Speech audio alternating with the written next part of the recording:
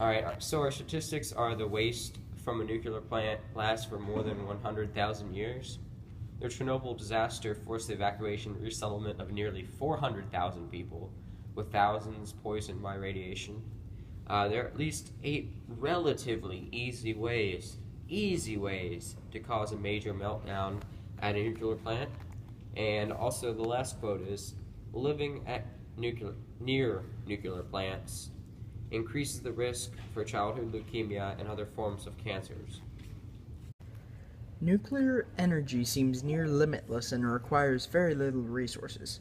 But how safe could having a load of radioactive material be, not to mention the radioactive waste product produced?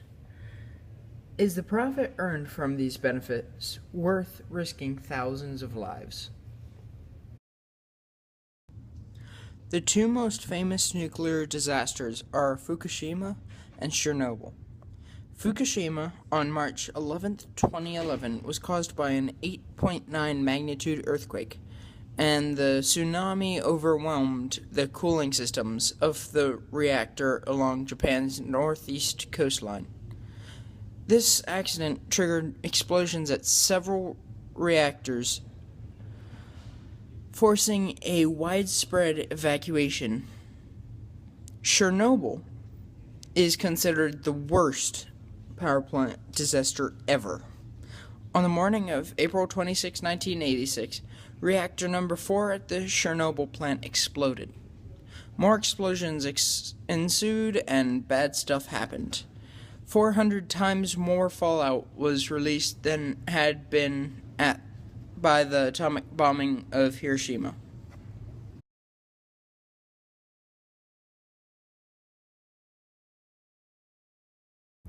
And basically, what this quote is saying is that accidents such as Chernobyl extend just national borders. They're more than just the initial issue. They're transcending. They're an issue for all people of the world.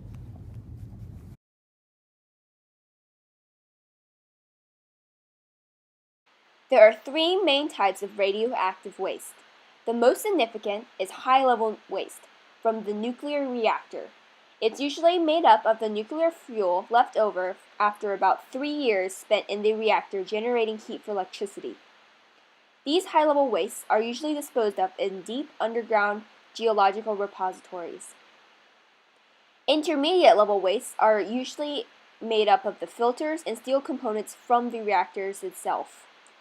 And last but not least, low-level waste is made up of slightly contaminated items such as the tools and work clothing from power plant operators, and this makes up the bulk of radioactive waste. Intermediate and low-level wastes are usually disposed of closer to the surface in many established repositories. Low-level waste sites can be built, but they're not much different from normal waste sites.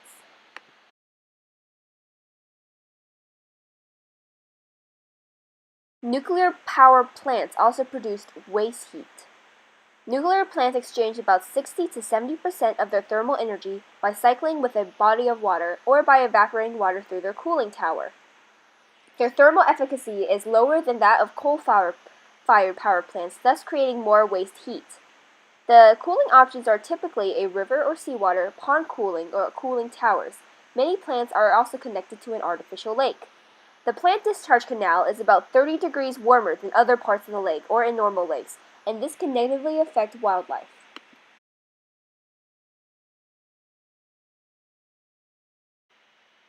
There are about 4,000 documented mines in the United States and an estimated of 15,000 unregistered mines that are usually found on Native American land. Because U.S. laws do not classify mine overburdens as radioactive waste, the placement in radioactive waste disposal factories is not required. Only mined uranium is monitored, but not anything else. The 4,000 open pit and underground mines in the U.S. database generates about 3 billion metric tons of waste. The mining also produces large amounts of waste material, including excavated topsoil, overburden that contains only traces of ore or usable minerals, weakly uranium-enriched waste rock, subgrade ores, and evaporation pond sludges and scales. The soil and ore left over is typically still radioactive and will leak into nearby environments due to runoff.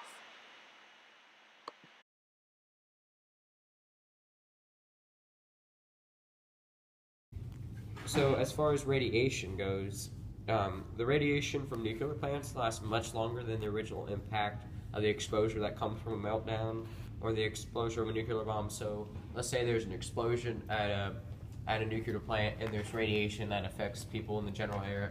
Well, it'll last for many years afterward. People will still be getting cancer and being affected by that radiation. It's just not a short-term thing. It's a long-term negative effect on human health. And also the radiation from the plants includes the gamma, the alpha, and the beta rays, and those are all three different radiation types that are harmful to human health.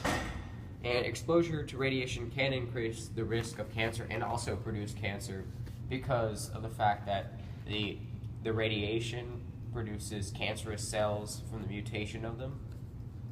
And also, although nuclear industry only contributes to 1% of the radiation daily dose that humans get on average, it does have much harmful effects when in large doses that can occur when there's mistakes, an explosion at a nuclear plant, a nuclear meltdown.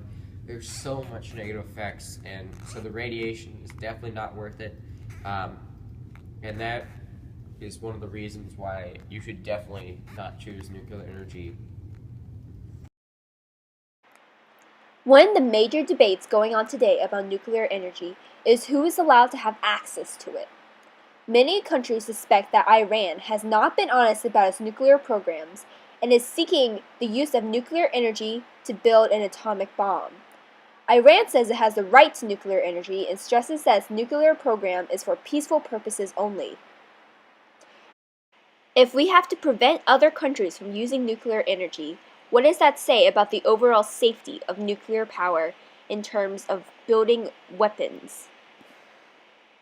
Another problem with nuclear energy is the fact that people think it is renewable when it actually isn't.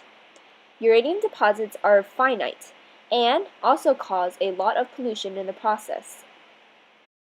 While other sources of renewable energy, such as solar or wind energy, could render the U.S. energy independent, nuclear energy would force the U.S. to keep on importing uranium from other countries.